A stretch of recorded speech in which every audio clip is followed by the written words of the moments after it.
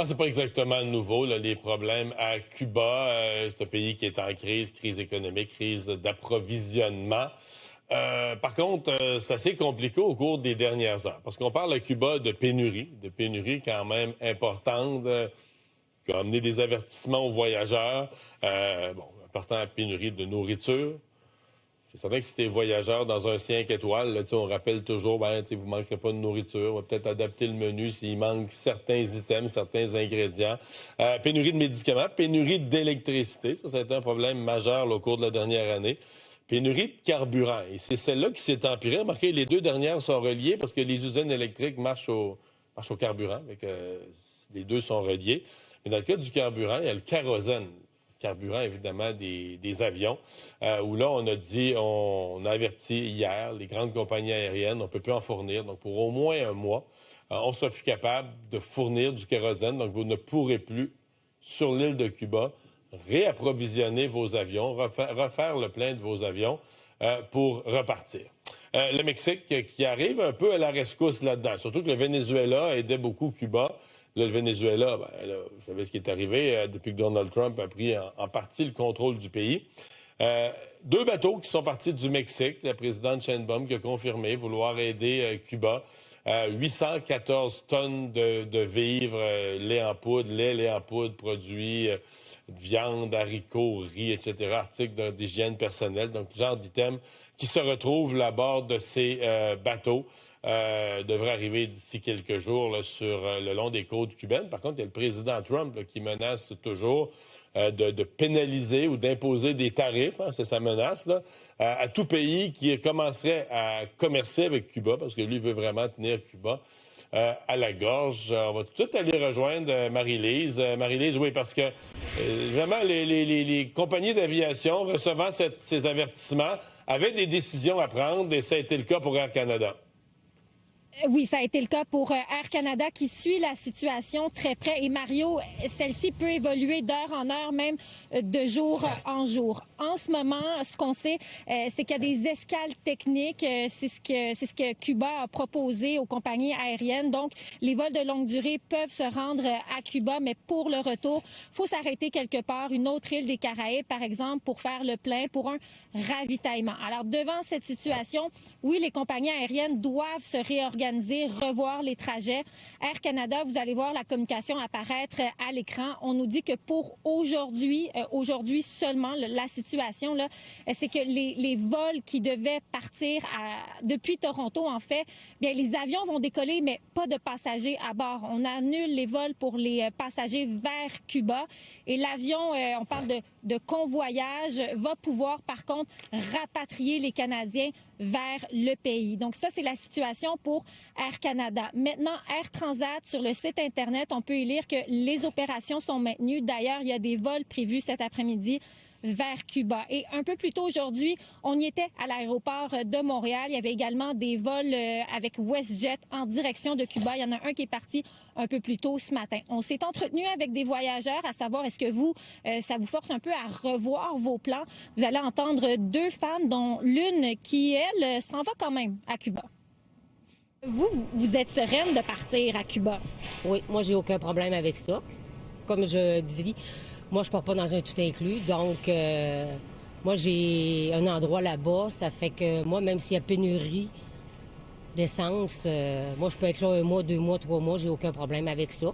Comme je dis, mon petit kit de survie Cuba est là. Tout est beau de leur côté. Air Transat, moi, j'ai reçu mon courriel pour me dire qu'il n'y avait pas de changement, qu'ils continuaient leur vol puis qu'ils allaient faire un suivi au jour le jour. Est-ce que vous avez songé à aller à Cuba cette année, mais que vous avez vu ce qui se passe? Puis... Oui, on y avait pensé. C'était pour les prix surtout, mais on a décidé d'aller dans une place plus sûre. Ouais, aller dans une place plus sûre. Vous voyez derrière moi, conseil aux voyageurs, là, toujours... ces avertissements, là, évidemment, du Canada. Ce sont des avertissements. On ne vous dit pas de ne pas y aller, mais on vous dit de faire attention aux pénuries. Bon, c'est sûr que ça, c'est un autre niveau de pénurie, là, quand les avions ne peuvent plus se ravitailler. On va parler tout de suite avec Mehran Ibrahimi, directeur de l'Observatoire international de l'aviation civile de l'UQAM. Professeur Ibrahimi, bonjour. Oui, bonjour, M. Dumont. Bon, plus de kérosène. Quand on propose là, des escales techniques, c'est un beau mot, escale technique, pour dire qu'il va falloir arrêter ailleurs pour aller mettre de l'essence, là. Tout à fait, tout à fait.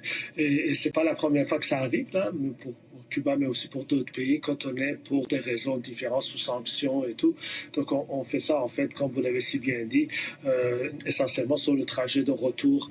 Ben, on essaie, dans un des pays de Caraïbes, en tout cas le plus proche, de s'arrêter. Ceci étant dit, ça dépend des avions. Par exemple, si on prend le cas de Air Transat, qui fait un certain nombre de ses vols avec de ce qu'on appelle des A321 LR, c'est de long range, ou alors les gros porteurs comme A330, ils ont la capacité de partir avec des réservoirs pleins et de faire aller-retour avec le même réservoir. Ceci étant dit, ça leur coûte plus cher parce qu'il faut partir l'avion avec un poids, et que ce poids est élevé, donc la consommation augmente si l'avion est plus lourd.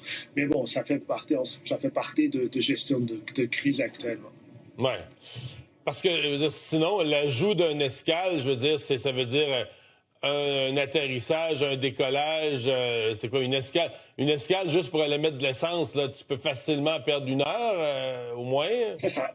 Dépendamment de l'avion, de la taille de l'avion et la quantité de kérosène, il faut compter entre à peu près 45 minutes et 1 heure.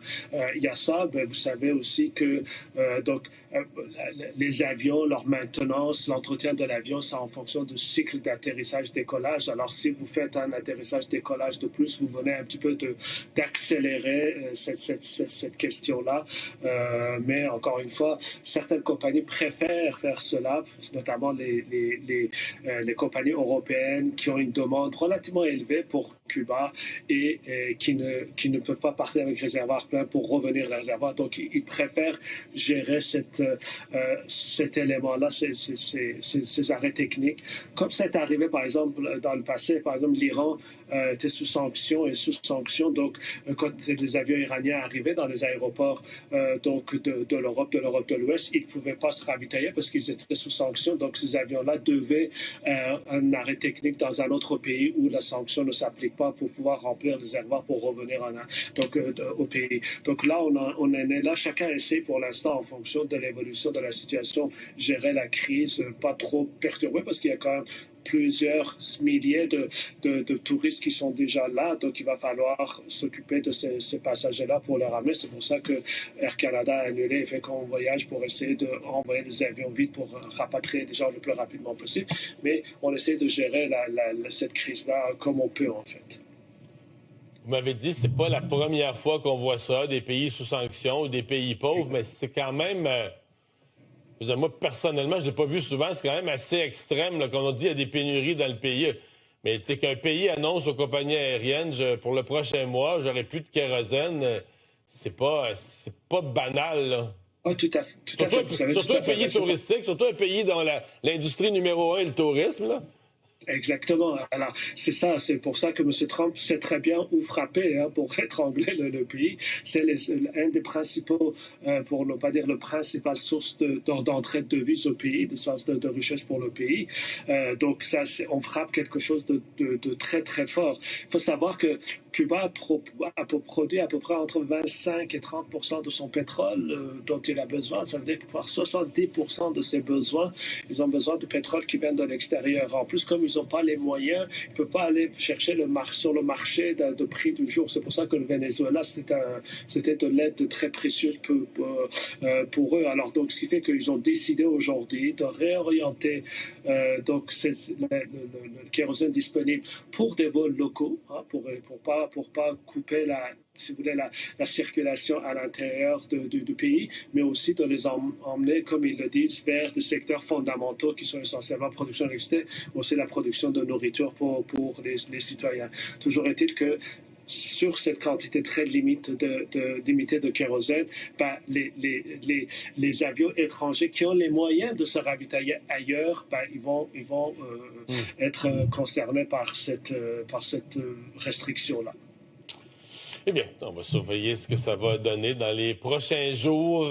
Mehran Ebrahimi, directeur de l'Observatoire international de l'aviation civile. Merci.